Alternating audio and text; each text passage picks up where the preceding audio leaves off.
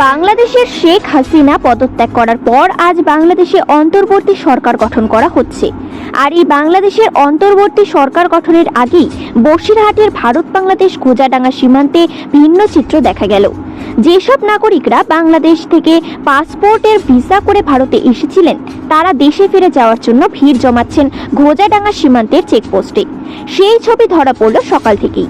বাংলাদেশের থেকে যেসব নাগরিকরাই এদেশে এসেছিলেন তাদের মতো বেশিরভাগ নাগরিক পাসপোর্টের ভিসার মেয়াদ শেষ হওয়ার আগেই বাংলাদেশে চলে যাচ্ছেন। তাদের দাবি বাংলাদেশে যে সরকার গঠন হচ্ছে তাতে তারা খুশি এবং সেই আনন্দেই বাংলাদেশে চলে যাচ্ছেন। Bureau report, news prime Times.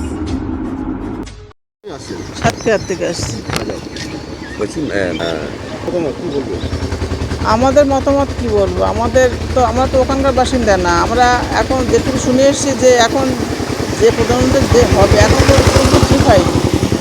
প্রত্যেক বাড়িতে ভীষণ জ্যান্ত মানুষ পুড়িয়ে দিচ্ছে, বাড়িঘর ধরিয়ে দিচ্ছে, জেলখানাতে কয়েদি হতে সব বেরিয়ে গেছে, ভীষণ খারাপ অবস্থা। আপনি কি আতঙ্কে চলে আসলেন? না, আমি আতঙ্কে চলে আসিনি। এক কথা বলতে সেটা আমার পাসপোর্টের ভিসাও শেষ, ফুরিয়ে গেছে। আমি আসার জন্য খুব উদ্বেগ, একটা চিন্তা তো থাকে। এরকম দিনের বেলায় বাড়ি ঘর পুড়িয়ে দিচ্ছে, তারপর ওখানে তো অনেক লোকজন মারাও গেছে, কোনো মানুষজন বাড়ি থাকতে পারছে না। কিন্তু আমি যেখানে ছিলাম সাতক্ষীরাটা একটু নিরাপত্তা।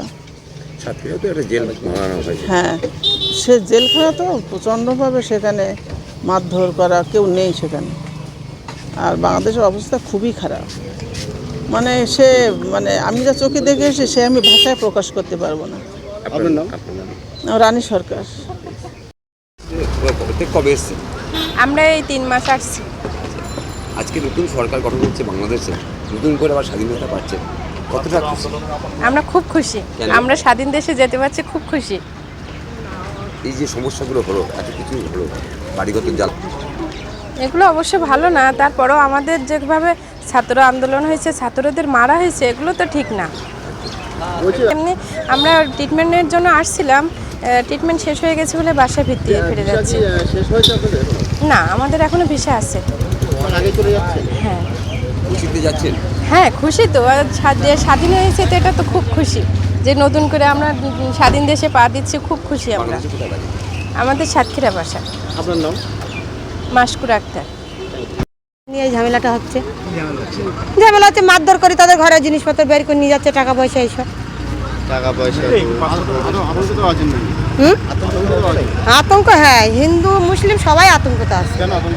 আতঙ্ক ওই বলছি তো, জিনিসপত্র ধরো, আর আমি হয়তো আগের সাথে কারোর সাথে ঝামেলা করে, এইটাই হচ্ছে মেন সমস্যা। মারধর এখন আমরা আর দেখতে পাচ্ছি না, কালকে পর্যন্ত দেখতে পেয়েছিলাম, আজকে দেখি না।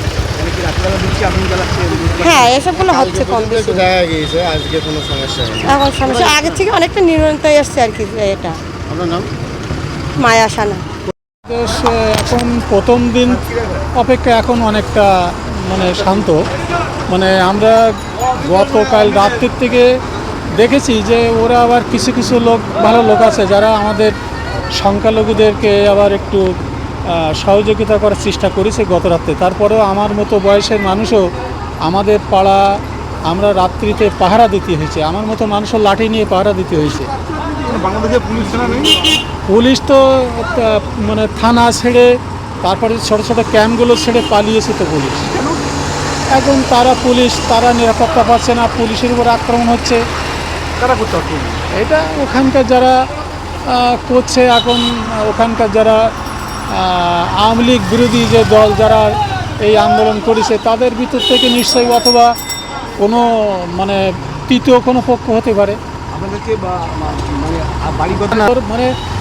ওরা ঢুকবে এই আতঙ্কে আছি, এবং আমরা রাত্রিতে ডিউটি করছি।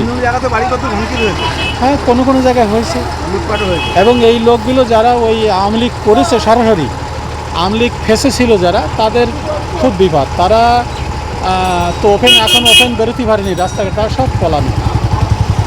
আর আমরা তো সাধারণ মানুষ, এই জন্য আমাদের পরে ঝুঁকি ঝামেলা কম।